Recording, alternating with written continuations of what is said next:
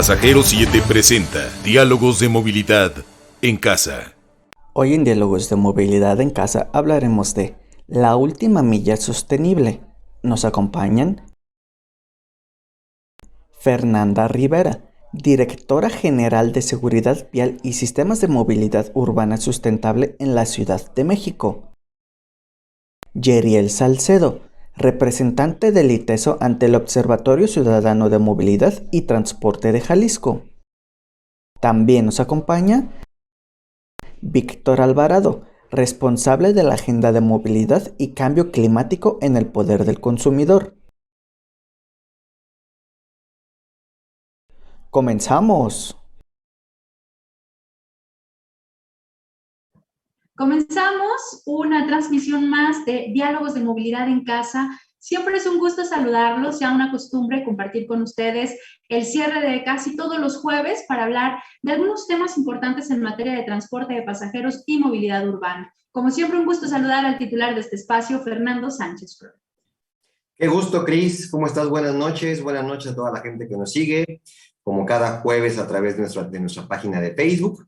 Hoy tenemos un programa de verdad interesante, les va a gustar, pero antes, como siempre, déjenme invitarlo a que pase a nuestro sitio web www.pasajero7.com, donde ya puede descargar las mejores entrevistas, artículos y reportajes en especial.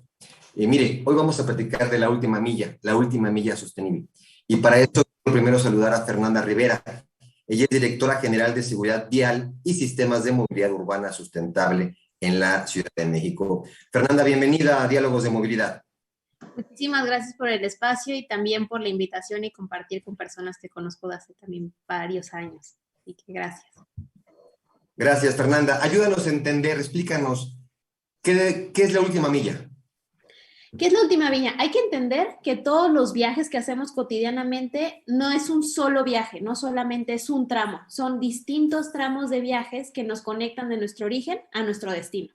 La última milla o este último kilómetro, este último tramo de viaje es el que cotidianamente o en muchas ciudades del mundo se ha impulsado como el último tramo que puedes combinar con otros modos de transporte y que es fácilmente reemplazable por modos no motorizados, ya sea a pie o en bicicleta, ¿no? Entonces, cuando empezamos a hablar de la intermodalidad, ¿cómo podemos combinar estos dos medios de transporte para hacer esta última milla mucho más flexible, mucho más amigable con el medio ambiente, mucho más saludable con nuestro propio estado físico por empezar a utilizar movilidad activa? Y creemos que trabajar en hacer que esta última milla sea de fácil elección la bicicleta es un elemento clave para que nuestras ciudades tengan a más ciclistas, ¿no? O sea, creo que muchos de nosotros nos animaríamos a usar la bicicleta si nos dijeran de tu casa en transporte público puedes llegar en este primer y último tramo de viaje, tomar el transporte masivo, recorrer largas distancias y en este último tramo de viaje largo, bajarte y encontrar una bici pública, tomar una bici compartida y llegar a tu destino final. Entonces, ¿cómo pensamos la movilidad con diferentes tramos de viaje, con diferentes modos de transporte y cómo creamos a la bicicleta como parte de este sistema de movilidad integrada? Entonces, un poco es entender esto, ¿no? En la última milla. Interesante lo que comentas, Fernanda, y me llama la atención, al menos yo, cuando hablamos de estos recorridos de la última milla, se me viene a la cabeza la bici. A veces creo que algunos caminan, pero últimamente hay otros modelos que están tomando fuerza, que tienen que ver con scooters, con otro tipo de modelos de movilidad. Y Yeriel, platícanos, está con nosotros Yeriel Salcedo, representante del ITESO ante el Observatorio Ciudadano de Movilidad y Transporte de Jalisco. Y te pregunto, Yeriel, justo esto, ¿qué otros modelos hay para esta última milla? ¿Qué otros modelos que nos ayuden también de manera sostenible para el medio ambiente y la movilidad? Pues mira, de lo que algo ya existía de hace años, pues es la patineta, algo que por ahí se vea poco, que de hecho aquí en Guadalajara se ha visto un poco más el uso de la patineta, pero también tenemos los patines no eléctricos. De hecho yo tengo uno que utilizo cada vez que a veces voy a trayectos muy largos y que la bicicleta no es una opción, me lo llevo para ahí combinarlo con el tren ligero, con mi macro, el RT. También tenemos los patines, algo que también, de hecho tengo una amiga que usa mucho los patines, Entonces sí hay otros elementos, más allá de la bicicleta, que pueden ayudar a complementar estos equipos que podemos usar o equipamiento que podemos usar para el viaje del último kilómetro o del último viaje de forma sustentable, y que de hecho a veces está muy barato tenerlo o comprarlo para no depender a veces de los sistemas públicos. Y pues eso es algo que complementa a lo que comentaba Fernanda del uso de la bicicleta. Exacto. Gracias, Yeriel. Saludo con gusto a Víctor Alvarado, responsable de la Agenda de Movilidad y Cambio Climático en el Poder del Consumidor. Víctor, buenas noches. Oye, ¿esto de la última milla es algo nuevo o ya en la naturaleza de la movilidad humana en las ciudades ya se venía dando sin este concepto? Ya, gracias, Fernanda. Primero que nada, igual saludar a todo el público, a las personas que hoy están presentes. Igual comparto este sentir de estar con personas que hemos venido trabajando, colaborando, incidiendo, participando, y bueno, ver que de repente muchos de los temas que hoy en día en algún momento se han propuesto, se han hecho mención, hoy en día se han ido posicionando. Y ya respondiendo a la pregunta que haces, la conceptualización de micromovilidad, más allá de eso, como esencia, siempre ha existido. Ya hay, por ejemplo, al inicio lo comentaba Fernanda, ¿no? O sea, como parte de lo que podríamos entender como micromovilidad, pero siempre ha estado presente, siempre ha estado ese aspecto dentro de la cadena de viaje del inicio y el final, y cómo lo podemos atender. O sea, siempre ha existido. Lo que hoy vemos es, sin duda, el concepto de micromovilidad que se ha ido posicionando, que ha entrado en la agenda pública, en la agenda social, en la agenda cotidiana. Y de repente sí quisiera nada más remarcar que el tema de micromovilidad quizás no deberíamos de caer que solamente en la actualidad está cayendo mucho en el tema de scooters o sistemas de bicicleta, ¿no? Pública compartida, sino es más amplio. Ya las intervenciones pasadas hicieron mención, y en ese aspecto, nada más como para quizás tocar esta parte de la última milla, quisiera compartir algunos elementos. Y cuando hablamos de la última milla, tenemos que tener presente dos elementos esenciales, que es el tema de decisión y las condiciones, ¿vale? Y de las decisiones que tomamos parte justamente esas condiciones. Y cuando hablamos de condiciones, hablamos de la infraestructura, ¿no? Por ejemplo, hace rato se hablaba de, ¿puedes utilizar una bicicleta pública? Sí, puedes utilizar, pero al igual y no está. Puedes caminar, pero al igual y las condiciones no te permiten caminar sobre ese espacio. También entra una cuestión de percepción y de seguridad, porque al igual y muchos de los viajes en la mañana, diurnos, puedes realizarlos sin ningún problema, pero ya al atardecer o al anochecer, ciertos lugares, ciertos entornos, ya sea para llegar, o sea, hay personas que trabajan en la noche, hay personas que trabajan en el día, pues justamente caminarías por esos espacios, te irías en bicicleta, te irías en tu patineta. Entonces ahí entra una cuestión, una condición de percepción y de seguridad, si el espacio te invita a caminar, utilizar algún otro tipo de vehículo, ya sea motorizado o no motorizado, ¿no? Y hay otra cuestión que también es muy relevante y muy interesante cuando estamos hablando de la micromovilidad, que es el tema de los ingresos y los costos, porque al igual habrá personas que por cuestiones de seguridad salgan del metro, del macrobús, del metrobús, del mexibús, y para llegar esos últimos 500 o 1 kilómetro, pues al igual y sí pueden costear un taxi que les cuesta 30, 35 pesos, pero habrá otras personas que tengan solamente la posibilidad de costear 5, 7, 10 pesos.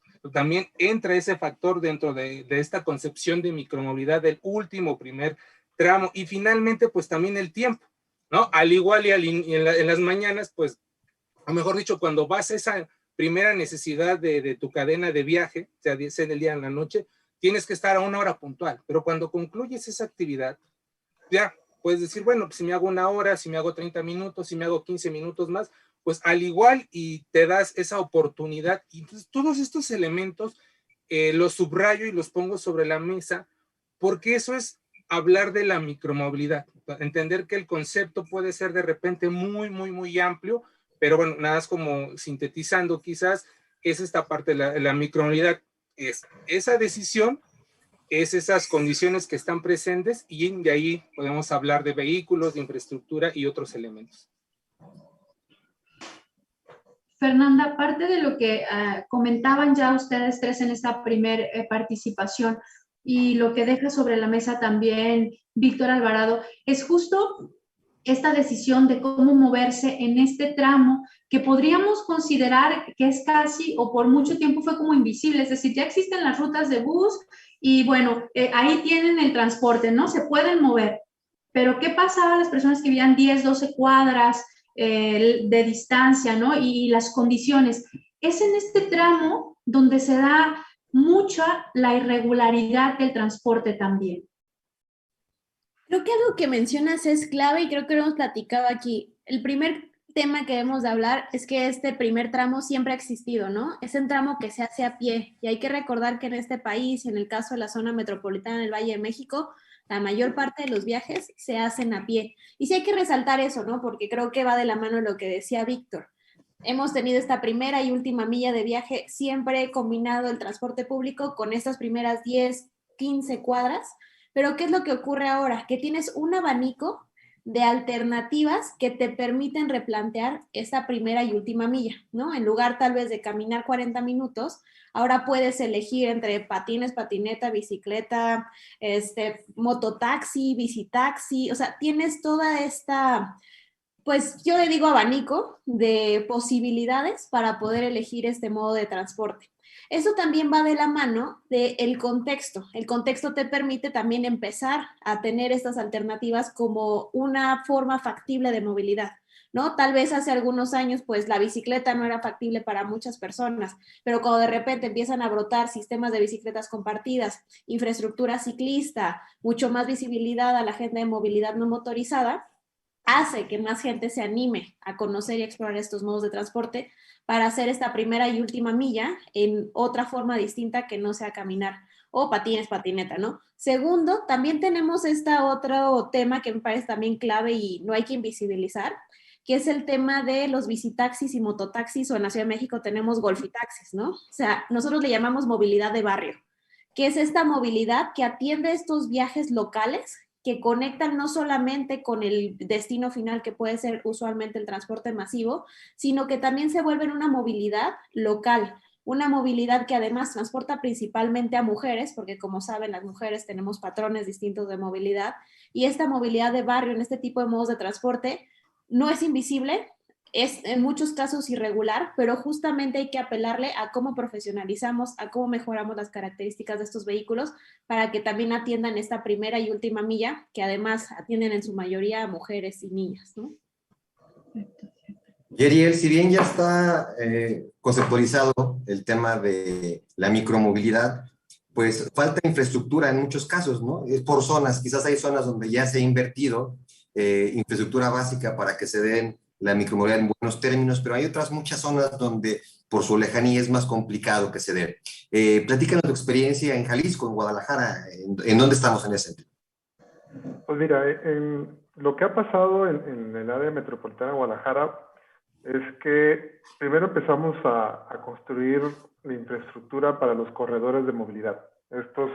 Estas vialidades que conectaban el centro con la periferia, con colonias que estaban cercanas a los grandes atractores de viajes. Y lo que empezamos a hacer estos corredores, pero lo que sí empezó, o lo que empezamos a visibilizar desde la academia, desde la sociedad civil, es que nos faltaba avanzar mucho en lo que comentaban Fernanda y Víctor.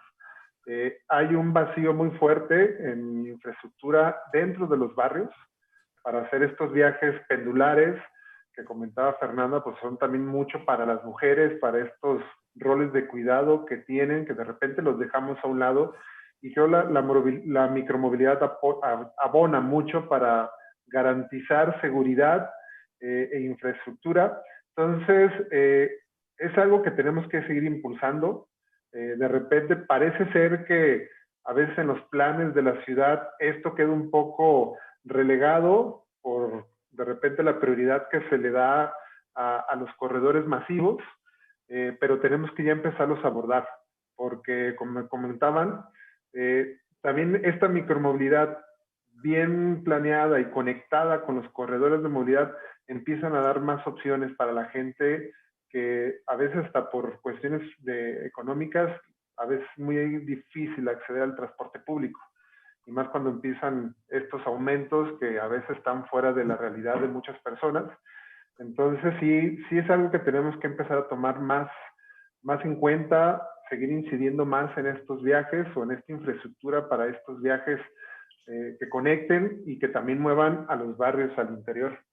Entonces, es algo que ya ahorita se está planteando mucho acá en Guadalajara desde los planes parciales para empezar a construir esta red. Pones, Yeriel, sobre la mesa un tema que me llama la atención. Comentas que la importancia de la regulación o la planeación de la movilidad de esta última milla. Y esta pregunta, chicos, se las dejaría a los tres sobre la mesa para que cada uno me hable como de sus experiencias al respecto. Víctor, Fernanda y al final Yeriel. ¿Cómo vamos en esto, Víctor? ¿Qué tanto avance hay en la regulación y en la planeación? Porque si hablamos de bici, si hablamos de muchos otros elementos de movilidad, generalmente muchas veces son por iniciativa del mismo ciudadano. Ya, tocas un tema muy, muy, muy interesante y muy amplio, porque de entrada decir que la planeación en la generalidad es una atribución que le corresponde a cada estado. Entonces no podríamos hablar de una regulación única, ¿no? De entrada, es como un elemento que tenemos que considerar. El segundo tiene que ver, ya atomizándolo, llegando a un contexto local, que en lo que se refiere a la planeación, de repente existen dependencias del Ejecutivo, ¿no? Que de alguna tienen ciertas atribuciones, y por ejemplo hoy tenemos aquí a una persona presente que tiene cierto grado de atribución, pero también hablando caso de la Ciudad de México, pues muchas de estas cuestiones de planeación donde podríamos estar atacando el tema del último kilómetro, el primero, pues también son condiciones y atribuciones de las alcaldías y de la planeación que pudieran generar. ¿En qué sentido? En generar infraestructura, en generar las condiciones necesarias para estar operando con una diversidad amplia de sistemas de transporte. Ahora bien, hablando de cuestiones en lo local, por ejemplo, sí está la ley de movilidad que hace un reconocimiento de ofertas, pero de transporte, específicamente en la generalidad, pero pues también está el concepto de la ley de movilidad, ¿no? Donde de alguna manera pues, yo puedo moverme, ¿no? Con algo tan simple y tan natural que ya se ha tocado sobre esta mesa. O sea, puedo hacerlo caminando, y si no puedo caminar, al igual y puedo utilizar algún apoyo técnico como una silla de ruedas, muletas, o sea, con las condiciones que yo tenga en ese momento. Entonces, estos pequeños elementos de repente no entran en la regulación o no se tienen bien clarificados, ¿vale? Eso es un elemento que hay que tener presente, es algo que de repente está muy amplio. Pero de repente ya cuando nos vamos a algunos tipos de vehículos que si están regulados o no, lo que encontramos en diferentes ciudades de las principales a nivel nacional es que encontramos servicios de transporte regulados y en algunos otros casos son tolerados. Vamos a hablar de la experiencia que estamos viviendo, al menos con algunas organizaciones con las que estamos trabajando, que de repente son este grupo de mototaxis que hoy por hoy están migrando a vehículos asistidos eléctricamente. De alguna manera, en todo este proceso, al menos del contexto de Ciudad de México, han venido operando desde 1989. Y desde esa fecha hasta este momento ha habido momentos en que ha sido regulados por el gobierno de la Ciudad de México, pero en otros momentos las alcaldías han tenido esas atribuciones. Estamos hablando de ahí un historial un tanto complejo y complicado de quién regula, quién no regula, si hay que regular el vehículo, si hay que regular las estaciones, si hay que regular la operación. Entonces, en ese contexto, nada más como poner algunos elementos, puede ser muy complejo al final determinar, aterrizar qué vamos a regular. O sea, vamos a regular de repente el que yo pueda estar operando en la vialidad con alguna patineta, con un patín. No, o sea, la ley de movilidad te permite realizar ciertos desplazamientos. Es como para regresar a la esencia y el mensaje que tengo es que el tema de la regulación puede ser muy compleja, pero las necesidades de movilidad ya se están realizando. Perfecto, Víctor. Gracias. Fernanda. Yo creo que justo desde gobierno lo importante siempre cuando hablamos de regular es tener claro el objetivo, ¿no? ¿Cuál es el objetivo público que queremos alcanzar? Y con base en eso es como estableces tu regulación, porque como bien dice Víctor, tienes complejidades en términos de competencias, ¿no? ¿Qué le toca a quién? ¿Qué le toca a la alcaldía, al gobierno municipal? ¿Qué le toca al gobierno del estado, al gobierno federal o nacional? Entonces sí tienes que lidiar primero con esta parte de qué le toca a cada quien. Segundo, todos los distintos actores involucrados, ¿no? O este mapeo de personas que tienen algún interés en cualquier tipo de regulación, desde vecinas y vecinos, la parte de las personas usuarias, empresas o personas físicas que hacen la operación de este tipo de movilidad. Y tercero, yo creo que el rol como autoridad siempre es cuidar el interés público, ¿no? Siempre poner al frente de todo cuál es el objetivo final y qué es lo que vamos a regular y cómo vamos a proteger.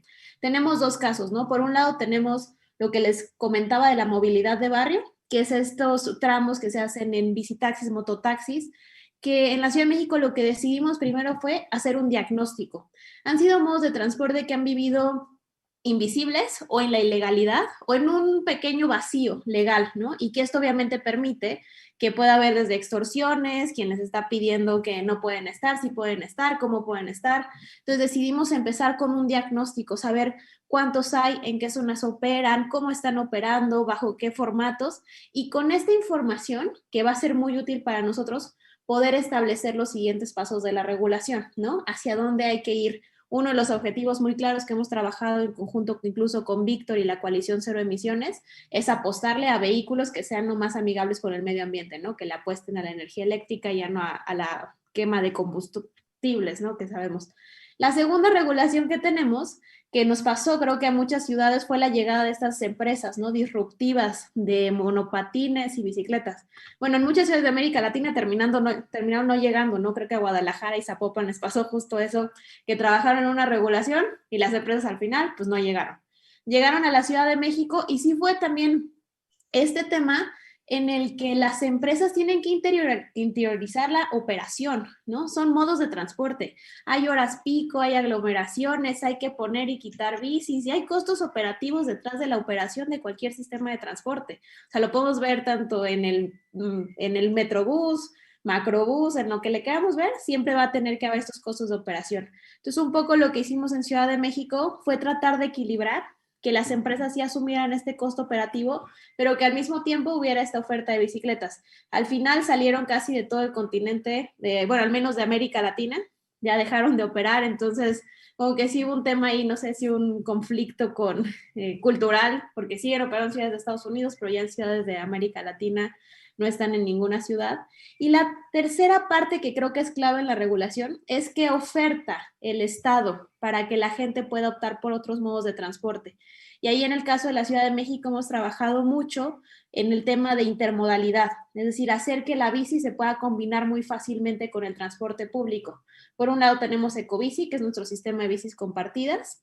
Tenemos biciestacionamientos masivos, que son gratuitos en estaciones de transporte público, donde la gente llega, entra con la tarjeta del transporte masivo, la tarjeta de movilidad integrada. Son gratis, tienen vigilancia 24 horas, un policía, sanitarios, dejas tu bici y combinas con el transporte público. Y tercero, la ampliación de horarios para que tú puedas subir tu bicicleta al transporte masivo. En el caso del metro, es de las 10 de la noche en adelante y el domingo todo el día, y en el resto de los modos de transporte, al inicio y fin de horarios de servicio. Y eso es importante porque de esta manera también empezamos a repensar la ciudad. Entonces tienes tres temas: la movilidad de barrio, la regulación de nuevas formas de movilidad innovadoras, y tercero, como Estado, ¿qué estás garantizándole a la gente para elegir estos modos de transporte? Interesante, Fernanda. ¿Y cómo nos está yendo en Jalisco, Yeriel, en este aspecto? Pues mira, acá la historia a lo mejor se hizo un poco ya antigua. En el 2008 creo que empezamos con la planeación. En el 2008 empezamos con el Plan Maestro de Movilidad No Motorizada, que cuando salió mencionaba 380 kilómetros de ciclovías por avenidas principales o esos corredores de movilidad, pero también ponía en la mesa 1,220 kilómetros de ciclovías barriales o secundarias, que le decían por acá. Esto, después de que ya sale este estudio, se empezó a aterrizar a los planes parciales, que ahí muchos nos tocó en nuestros barrios empezar a incidir, que este estudio permeara los planes parciales. Ya cuando tenemos esto en el plan parcial, viene el reto de implementarlo, que ahí ya es otro cohete. Haz de cuenta, tienes ya qué hacer, dónde hacerlo, pero ahora falta el dinero y la capacidad técnica para hacerlo también en los estados o en los municipios. que eso fue lo que ha estado pasando en Guadalajara. Ahorita el municipio de Zapopan, de Tlajomulco y de Guadalajara son municipios que tienen muy consolidados sus equipos o sus direcciones de movilidad, pero ves los demás municipios que están muy retrasados en eso y empieza a haber un desbalance. Entonces empieza a ver que hay muchas acciones de micromovilidad en una parte sur poniente de la ciudad, pero la parte norte, más bien en la parte poniente, o al revés, poniente, y en el oriente no hay nada. Entonces, ahí es donde hemos ido trabajando y donde sí ha habido todavía un poco de, que hemos ido muy atrás en lo que comenta Fernanda. Esta integración con los transporte público masivo nos falta todavía mucho. Creo que la Ciudad de México nos ha puesto el ejemplo muy fuerte con los bicipuertos masivos. Aquí todavía tenemos pequeños espacios en el tren ligero, pero falta crecer más esta integración con estos corredores, más bien con este sistema masivo, con lo que es mi macro periférico, que es un proyecto que se ha estado anunciando mucho en Jalisco, en Guadalajara. Esperemos que se haga esta integración de forma pues, integral y muy fuerte, porque si no, perderíamos la oportunidad de poder cambiar o de incidir en una mejor movilidad para la ciudad y que realmente es una opción para las personas. Algo que ahorita también pasó y que nos dio mucha alegría es que ya están llegando camiones con rack. Haz de cuenta, ahorita se anunciaron serie de como más de 120 camiones que ya tienen sus canastas para bicicleta, que eso ayuda un montón. Y algo que está sobre la mesa es empezar otra vez a regresar el transporte nocturno. De repente muchas personas que salen después de las 10, 10 y media de la noche, pues la micromovilidad ya desaparece. A lo mejor en la mañana hiciste esta micromovilidad para llegar al trabajo, pero en la noche se acabó. Haz de cuenta, ya de tu trabajo a tu casa ya no hay nada. Entonces tienes que usar más bien otros medios que ya están fuera de tu alcance. Pero bueno, son pocos pasos que se han estado dando y que, pues, si no hay, creo que la sociedad civil y la academia tenemos que estar empujando para que se dé. Siguiendo con los comentarios que nos hace Yeriel, Víctor, política pública sí, regulación sí, pero el presupuesto para infraestructura, presupuesto incluso para difusión, socialización, para temas de micromovilidad, ¿cómo estamos en ese camino? Ya, realmente sigue siendo una disputa que permea a nivel nacional. Hoy te podría decir que dentro de estos promedios que se manejan, el del presupuesto que se destina para movilidad sostenible, estamos hablando de un 15% con respecto a lo que se puede estar asignando a infraestructuras que de alguna manera benefician a otras modalidades de transporte. Realmente cuando hablamos de esta desigualdad, por así decirlo, ya es como un punto adverso, entre comillas, pero sin embargo también entra otro elemento clave que hay que considerar. A veces puedes tener el presupuesto, ¿no? Disponer de, pero si no lo sabes gestionar, si no lo sabes administrar, ¿no? Realmente podrás ver muchas iniciativas que de repente sí se materializan, pero no empatan precisamente con esas necesidades de viaje de las personas. Y te voy a poner un ejemplo, en la generalidad, recientemente hacía un recorrido en una de las colonias de la Ciudad de México, a la periferia, y de repente me encuentro con una recuperación del espacio, y me encuentro con la instalación de racks para que tú puedas dejar la bicicleta. Entonces, en ese contexto decir, bueno, qué bueno, hay una atribución, hay una contribución, pero realmente haciendo ahí un diagnóstico de un mes, nadie dejó ahí la bicicleta, ¿no? Entonces aquí tenemos que, y quizás regresarnos un poquito a lo que se comentaba en la sesión, en el apartado anterior, es que sí hay que contar con los recursos necesarios, pero también esto tiene que ir acompañado, y ya lo mencionaba ahí, Fernanda también, de un diagnóstico. Y cuando hablamos de un diagnóstico, sí hablamos de ese diagnóstico inicial, ¿no? Y buscar cómo atender esos objetivos, pero también es precisamente tener como una planeación de dónde sí tienen que ir ciertos elementos, de dónde no tienen que ir algunos otros elementos. Y con esto te respondo, o sea, pueden haber recursos, en recursos estamos un tanto atrasados, ¿no? La verdad es que se requieren más, se requieren recuperar calles, hacer senderos peatonales. Te pongo otro ejemplo, y lo comentaba al inicio, o sea, ¿por qué muchas personas hacer su último viaje, por así decirlo, en 500 a 1 kilómetro. ¿Por qué no lo hace? Bueno, porque el entorno es inaccesible, no puede caminar, no puede utilizar la bicicleta, no tiene dónde dejar una bicicleta, ¿vale? Entonces estamos ahí con ese rezago de recursos.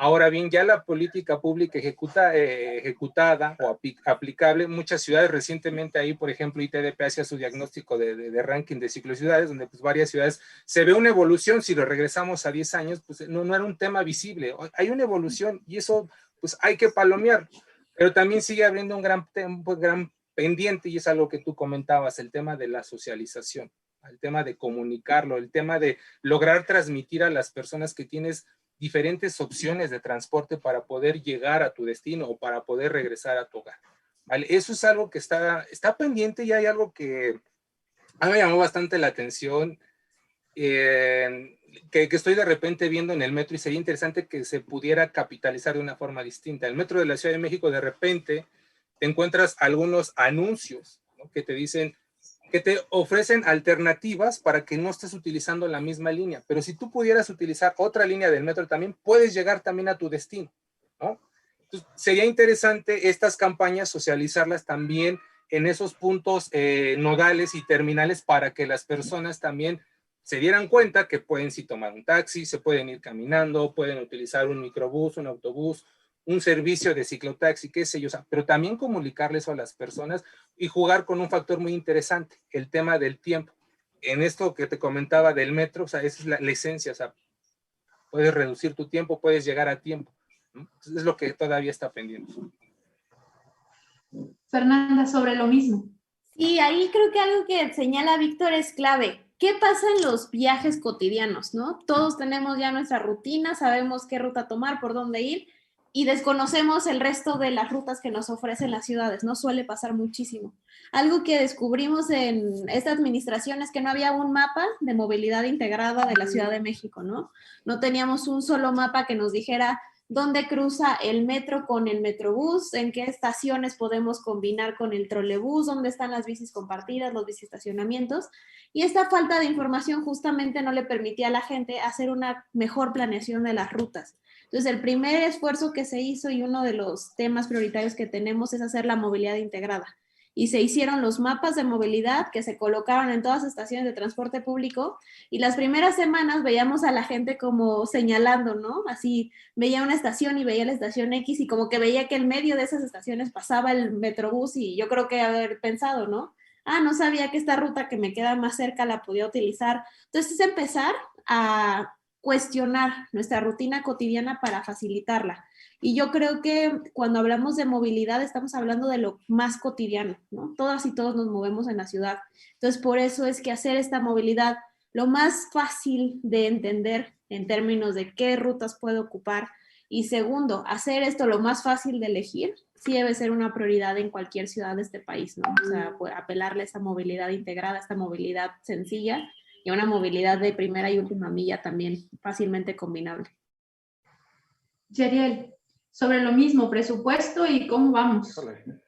Pues mira, voy a lo mejor abordar de lo que comentaba Fernando y Víctor, de la importancia de la socialización, porque ha empezado un fenómeno en Guadalajara de un sector de la población que está en contra de estos cambios. Haz de cuenta, podemos tener buena planeación, tenemos dinero, políticas públicas, tenemos todas las justificaciones de por qué es necesario infraestructura en los barrios para fomentar la micromovilidad o los movimientos barriales, y la gente, a veces por desconocimiento y a veces sí porque no le gustan los cambios o le cuestan los cambios, han estado en contra. Haz de cuenta, en Guadalajara hemos tenido los últimos 3, 4 años que salir la sociedad civil a defender las ciclovías, ya no de que el gobierno no las haga o no las quiera hacer, sino de que la gente no quiere.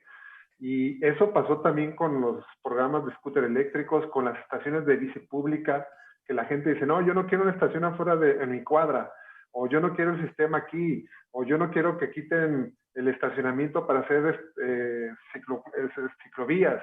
Entonces creo que esta parte urge, creo que y en Guadalajara lo hemos visto, que es urgente empezar a tener estos diálogos, estas charlas, porque de repente se empieza a ver una disputa por la ciudad, y que a veces esto no nos trae nada bueno para la gente que estamos en las realidades. De hecho, a lo mejor esta foto famosa del señor que se aventó y se acostó en Avenida Guadalupe porque no quería en la ciclovía, dices, híjole, y fíjate que esa vez estuvimos a nada de haber una confrontación directa entre los que sí y los que no.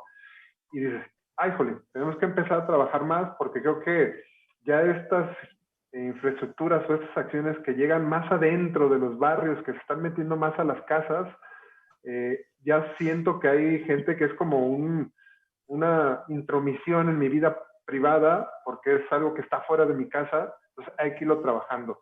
Y creo que esto pega en lo que comentas, que tenemos que abordarlo en Guadalajara, a ver cuenta, porque estamos en este momento de empezar a generar espacios donde charlemos qué es lo mejor para la ciudad.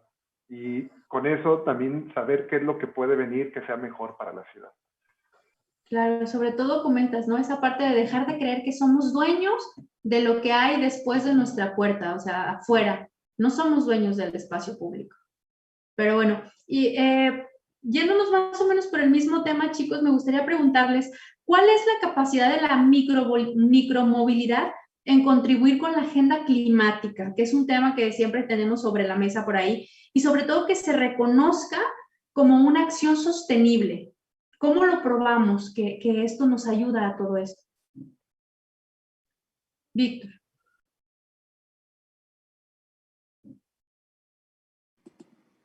Perdón, no sé si alguien alzó la mano. Creo que sí, ¿verdad? Sí, perdón, no te vi. ¿Quién? Era Fernanda, ¿no? Creo. No, adelante, Víctor. Gracias, disculpen. Es un tema interesante porque ya lo mencionaba Fernanda al inicio, ¿no? O sea, y es algo que de repente también ya ha sido bastante mencionado, que el primero y el último viaje normalmente, y es una frase que se suele decir, ¿no? Todos somos peatones en algún momento de la cadena de viaje. Y en ese sentido, pues el solo hecho de caminar, pues no estamos generando emisiones, ¿no? Como pudiera ser algún vehículo motorizado, ya sea público, privado, pero tal cual en su tracción genera algunos gases de efecto invernadero, pero también contaminantes criterio. Y el sentido de promover la micromovilidad de alguna manera permite que estos viajes de alguna manera relativamente de distancias cortas, estamos hablando de 500, kilómetro y medio, hasta 3 kilómetros, no sean mediante la generación de gases de efecto invernadero o contaminantes. Te pongo un ejemplo, vuelvo a lo mismo. Si una persona saliendo del metro, saliendo del metrobús, del BRT, del tren ligero, y optara por caminar este último kilómetro, no estaría generando emisiones. Sin embargo, las condiciones de repente de los entornos, de los lugares, de las regiones, pues al igual un grupo de personas va a tomar un taxi y el solo hecho de que esté tomando un taxi está generando 263 gramos de dióxido de carbono. Eso ya multiplícalo por todas las personas que realizan viajes similares y multiplícalo por el año. Bueno, hay que recordar que al menos en el contexto mexicano, el sector autotransporte es el principal generador de gases de efecto invernadero. Y cuando hablamos de gases de efecto invernadero, estamos hablando del calentamiento global, estamos hablando de cambio climático. Entonces, promover este tipo de ofertas de transporte amigables y sostenibles con el medio ambiente, sin duda alguna se liga con el tema de la agenda climática y lo que exige la crisis climática que estamos viviendo, reducir de forma completa la generación de gases de efecto invernadero. Y aquí, por ejemplo, al menos del caso por poner un ejemplo, es el de la Ciudad de México, ¿no? Realmente este diagnóstico que quizás comentaba también al inicio Fernanda, ¿no? De encontrar de repente grupos de mototaxis y que hoy empiezan una migración de mototaxis a bicicletas asistidas eléctricamente, es un plus, es un elemento clave hacia donde otros sistemas de transporte tendrían que empezar a migrar, o sea, buscar la manera de empezar a reducir su generación de gases de efecto invernadero y contaminantes criterio. Otro dato que de repente les quisiera compartir, a nivel nacional, hay un grueso de la población que ya normalizó las condiciones de salud por enfermedades respiratorias, ¿no? Uh-huh.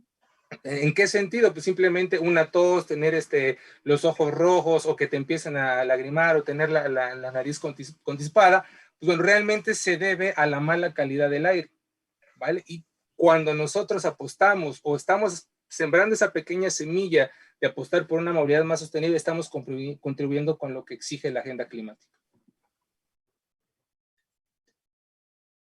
¿Alguno más quiere contribuir al respecto, chicos?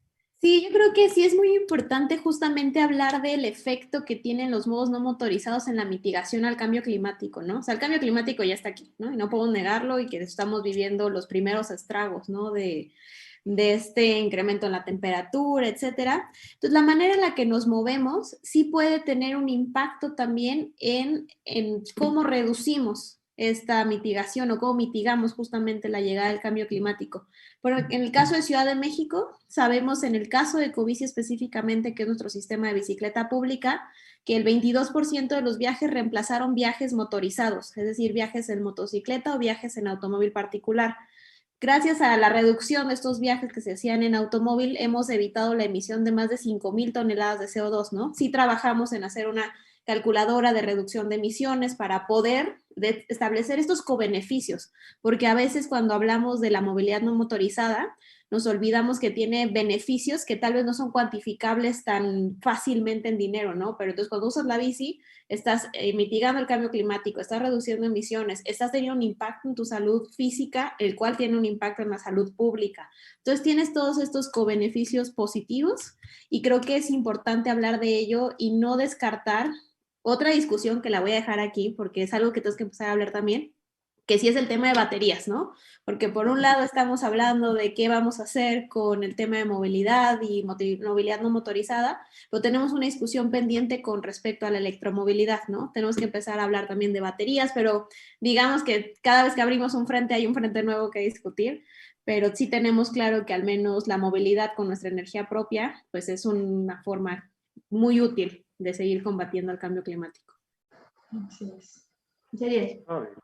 Y agregarle la producción energética.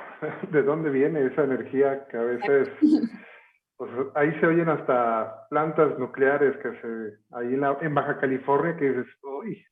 Pero bueno, algo que ya para no repetir lo que comentaron Fernando y Víctor, creo que todo este tema de los beneficios que tiene la micromovilidad y la movilidad activa o no motorizada a la ciudad, tenemos que también llevarla hacia la gente.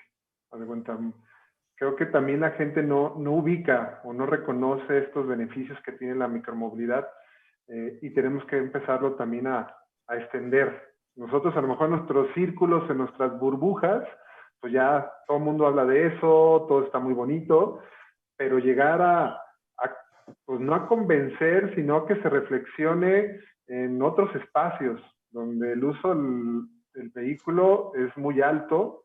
Cuando lo pongo un ejemplo en el ITESO, de repente el uso del coche es más del 50%, entonces tenemos que empezar a buscar, a reducir y que vean una opción como otros medios de transporte y empiecen a dejar, lo voy a dejar. Y no es de que deje el coche, sino que deje de usarlo un poco menos. Entonces, esa parte tenemos que trabajar mucho, difundir las acciones que podemos hacer para evitar que suba más la temperatura y los efectos del cambio climático. Entonces, ahí también será una apuesta. Hay muchos frentes, desde toda la implementación, todo lo que hemos hablado, regulación, pero también empezar a trabajar o a acercarnos a la gente para poder estar como todos y todas en un mismo contexto, que nos ubiquemos en el mismo contexto. Y no sé si yo puedo agregar algo con respecto a lo que dice Yeriel, que yo creo que una discusión que es clave es el transporte masivo y el transporte público, ¿no? O sea, donde tenemos que entrarle fuertemente a esa discusión es cómo mejoramos la calidad de los viajes de la mayor parte de la gente de nuestras ciudades, ¿no? Creo que ese es el reto, el que sí realmente va a tener una incidencia, porque creo que Jalisco, bueno, Guadalajara y Ciudad de México tenemos una ventaja, que es que la mayor parte de los viajes no se hacen en automóvil, ¿no? La mayor parte de los viajes se hacen en transporte público. Entonces, cuando empezamos a invertir en la calidad de los autobuses, en que el transporte masivo sea una realidad para las y los ciudadanos de estas zonas metropolitanas, lo que estamos haciendo es evitar viajes en auto, ¿no? Evitar que la gente cambie por modos motorizados, como puede ser ahora la motocicleta o el automóvil particular. Y entonces también apelarle al transporte masivo también es apelarle a la sustentabilidad, ¿no? Porque sí reduce pues nuestra huella de carbono por simplemente espacio de cada persona. Fernanda, a pesar de los beneficios que tiene cambiar los modos de transporte, en este caso a modos sostenibles de movilidad, incluso caminar. De pronto hay factores que inciden en no apropiarse del espacio público, como es la seguridad y la percepción de seguridad. ¿Cómo trabajar en ese sentido? Ese es creo que es el reto que tenemos todos los que promovemos el uso de la bicicleta, y también desde gobierno, las políticas públicas que puedes hacer. La ONU lo ha hecho muy claro, ¿no? Lo más importante es hacer calles seguras, y esto es obviamente reduciendo velocidad. Lo que bien decía ayer, y en lo que creo es el caso de la infraestructura, hacer infraestructura segura, porque sí sabemos que la infraestructura no beneficia solo a quienes ya usamos la bici, sino que sube a más gente a la bici, que al tener infraestructura que los hace sentir seguros, pues obviamente empiezan a optar por este modo de transporte. O sea, el segundo reto es hacer infraestructura segura. Y tercero, yo creo que es muy importante, es quienes nos están viendo en esta transmisión en vivo y conducen un automóvil, recordar también que a todas y todos nos esperan en casa, ¿no? Que no es este conflicto entre los que van en bici y los que van en coche, pero cada uno de los vehículos tenemos derechos y obligaciones, pero también tenemos vulnerabilidad. Entonces, reconocer la vulnerabilidad del otro, reconocer de forma empática que quienes van en una bicicleta nos esperan en casa. Yo soy ciclista desde hace 10 años en la Ciudad de México, y justamente también invitar a todas y todos a bajar la velocidad, cederle el paso a peatones y ciclistas, a no invadir la infraestructura ciclista, esos 2 minutos, pues no estar estacionados en las ciclovías, hay que mantenerlas libres, y obviamente manejar respetando el límite de velocidad, y el celular y dejar ese mensajito para más tarde es clave. Entonces sí tenemos que apelarle a un sistema seguro de seguridad, de calles seguras, a tener calles seguras con infraestructura, con reducción de velocidad, y también que las personas pongan este lado de su parte de cuidarnos a todas y todas mientras circulan en las ciudades, ¿no? Cualquiera que sea esta. Perfecto. Estamos ya en la recta final del programa, chicos, y me gustaría, además de agradecer a quienes nos están siguiendo a través de esta transmisión, leer algunos de sus comentarios que van muy relacionados a lo que comenta Ariel, que es la aceptación y también la comunicación de lo que es esto de la micromovilidad. Brenda y Lila coinciden en que la accesibilidad actual es un freno para muchos ciudadanos, ¿no? No es tan accesible, no es tan fácil optar por otras formas de movilidad cuando se vive en las periferias. Y bueno, hablan también sobre que es necesario que les comuniquen a las personas que usar otros medios es seguro y es confiable. También sobre este mismo tema, sobre todo sobre el cambio de cultura y el optar por nuevas formas de movilidad, el cuestionarnos, lo que decías Fernanda, de la forma, la rutina en que nos movemos para saber de qué otra forma hacerlo, pues coinciden también en comentarios. Carlos Dueñas y Lila más o menos opinan sobre lo mismo, ¿no? La importancia de enfocarse en la implementación o en la adopción de estos nuevos modelos de movilidad desde los hogares, en las escuelas, en las universidades, hablar o enfocarse en los jóvenes para que opten por nuevos modos de movilidad, porque a veces las personas adultas pues ya somos medio renuentes a cambiar nuestras rutinas, ¿no? Entonces, como que encontrar esas nuevas formas o esos nuevos nichos para que desde sus inicios vean otras formas de moverse. Brenda también dice, la infraestructura para todos los usuarios de la vialidad, no solo enfocada al transporte motorizado, y que es también ya lo que decías, ¿no? En ciudades donde no aceptan que una calle debe ser completa, transporte público, transporte particular, bicicletas, áreas para caminar también y áreas seguras, porque de repente las áreas peatonales son pequeñitas y sin más condición que eso. Bueno, creo que estamos ya por terminar. Antes de los comentarios finales, me gustaría consultarles también algo súper importante, la relación de la micromovilidad con la salud, que se alcanzó a tocar un poquito ahí hace ratito, pero que creo que valdría la pena reforzar. Víctor. Gracias. Sin duda alguna contribuye y bastante. Hay un estudio que se hizo en 2018 del Metrobús de la Ciudad de México, el cual señala que por haber implementado el Metrobús un sistema estructurado, con estaciones preestablecidas y otros atributos significativos para las y los usuarios, Bueno, justamente menciona que hay una incidencia directa con cuestiones de la salud porque incentivó a que un grupo significativo de personas estuviera realizando caminatas, y estas caminatas se vinculan directamente con la recomendación de Naciones Unidas de caminar por lo menos 30 minutos al día. Ese mínimo que necesitan las personas para caminar un sistema de transporte lo provocó, pero justamente iba ligado, las personas bajan del metrobús, caminan y llegan tal cual a su necesidad de viaje.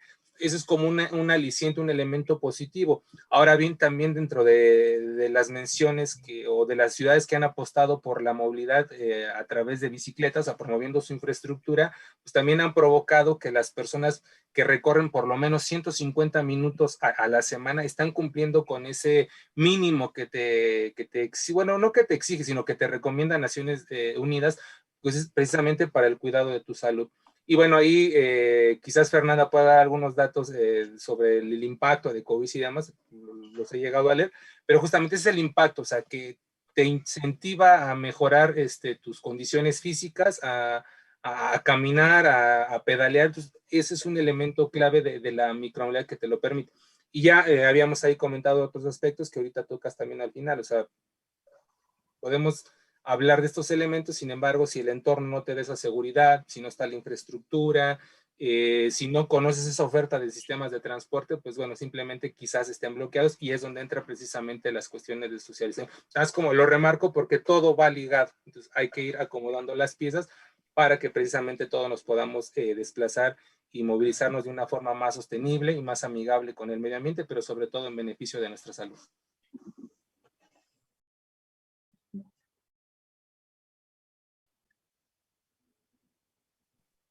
Muy bien, pues ya estamos en los últimos minutos del programa. No quisiéramos terminar sin antes cerrar con comentarios finales de este programa. Fernanda Rivera, ¿con qué te quedas y qué futuro ves en la Ciudad de México de la micromovilidad? Pues primero agradecerles el espacio, y yo creo que desde Ciudad de México y muchas ciudades mexicanas estamos teniendo una ventana de oportunidad, ¿no? La ventana de oportunidad es a pensar en estos primeros y últimos tramos de viaje, cómo podemos reemplazarlos por modos que sean mucho más amigables con nuestra ciudad, con el medio ambiente, con nosotros mismos en nuestra salud física. Y yo creo que como gobiernos tenemos la responsabilidad de hacer políticas públicas que catalicen el uso de modos no motorizados, ¿no? Tenemos que seguir impulsando el uso de la bicicleta, tenemos que cambiar nuestros patrones de viaje, tenemos que cuestionar nuestra salud pública y la movilidad activa, ¿no? Tenemos una vida que suele ser sedentaria, y yo creo que tenemos una oportunidad de movernos movernos físicamente al momento de movernos en la ciudad. Entonces, aprovechar esta oportunidad, y creo que Guadalajara, la zona metropolitana, y la zona metropolitana de la Ciudad de México, del Valle de México, hemos puesto este ejemplo de que en ciudades grandes se puede transformar la manera en la que nos movemos todos los días, y de nueva cuenta, nunca dejar de lado el transporte público, ¿no? Es nuestro mejor aliado en esta movilidad sustentable. Muchas gracias, Fernanda. Yeriel. Ay, pues ya, Fernando me ganó muchas cosas, pero pues sí, es un momento que hay que aprovechar. Haz de cuenta, hay cosas que ya están cambiando y hay que seguir con esta inercia. No hay que bajar la guardia y seguir impulsando desde todos los frentes que nos toque estar para seguir buscando estos cambios, que al final son en beneficio de muchas personas que viven en los barrios, en las periferias, no tanto para las zonas centro, que es donde se ha de repente priorizado toda la infraestructura y todas las acciones. Entonces es extender los beneficios de una movilidad no motorizada, desde lo económico, de salud pública. Entonces, pues hay que seguir estando ahí, estarse arriesgando en buscar esto, a pesar de que a veces es difícil desde social y políticamente, pero bueno, eso es algo que seguiremos y estaremos impulsando en varios frentes. Gracias, Yeriel. Víctor. Gracias, bueno, realmente agradecer el espacio que nos brindan, agradecer que se ha tenido la oportunidad de tocar diferentes ángulos, diferentes temas de lo que implica la micromovilidad. Creo que nada más como de forma resumida, hacer mención que la micromovilidad no termina siendo solamente cuestiones de vehículos, ¿no? Que recientemente se han posicionado en algunas ciudades, que llegaron y que prácticamente al día siguiente también se fueron, sino el tema de la micromovilidad resulta ser un tema muy amplio, que precisamente va desde la planeación, va desde el diagnóstico, va desde la ejecución de política pública, va el tema de la regulación. Realmente entender la micromovilidad es un tema amplio, o sea, y complejo, y de repente ya en esta como subdivisión podríamos decir que es un elemento muy, muy macro de cómo atender la micromovilidad. Entonces realmente el mensaje es seguirlo socializando con estos espacios que bueno que lo realiza Pasajero 7, pero por el otro lado, pues que la lucha sigue con otras organizaciones, con otros frentes de otras ciudades. Por ejemplo, si nos vamos a los patrones de movilidad a nivel nacional, encontramos que todavía estados del norte de la República tienen una fuerte dependencia a vehículos motorizados. Entonces, es como esto que hemos logrado posicionar, ¿no? Y que ha ido creciendo, cómo lo podemos llevar a esos otros lugares, pero siempre teniendo esto presente. Son temas de contextos. Cada ciudad, cada región tiene un contexto urbano o regional que justo, y creo que ahí lo mencionó bastante, bueno, coincido con Fernanda, el tema del diagnóstico, ¿no? No vamos a llegar con una fórmula que funcionó en Ciudad de México, que funcionó en Guadalajara, que funcionó en Mérida, para replicarlo quizás en Culiacán o en Sonora. O sea, realmente hay que tener el contexto, el diagnóstico de lo que ocurre en las ciudades y a partir de ahí tomar algunas fórmulas que hayan funcionado y buscarlas replicar para ver si tienen esa efectividad, siempre buscando calibrar a partir de ese contexto. Gracias. Perfecto, pues muchísimas gracias a los tres chicos, gracias por acompañarnos y bueno, yo les cedo la palabra al titular de este espacio, Fer. Gracias, Cris. Pues me sumo al agradecimiento por nuestros invitados. La verdad nos dan un panorama bastante amplio de lo que es la micromovilidad, la última villa, los beneficios, pero también los retos que se tienen al interior de nuestro país. Quiero agradecer a Fernanda Rivera, directora general de Seguridad Vial y Sistemas de Movilidad Urbana Sustentable de la Ciudad de México, a Yeriel Salcedo, representante del ITESO ante el Observatorio Ciudadano de Movilidad y Transporte de Jalisco, y a Víctor Alvarado, responsable de la Agenda de Movilidad y Cambio Climático en el Poder del Consumidor. Reiterarles que Pasajeros 7 es el espacio para todo lo que quieran compartir con nuestra audiencia y agradecer a mi compañera Cristela Gutiérrez, a nuestro productor Iván Sepúlveda, pero sobre todo a usted que nos acompaña semana a semana, porque aún hay muchos diálogos de movilidad. Hasta la próxima. Pasajero 7 presentó Diálogos de Movilidad en Casa.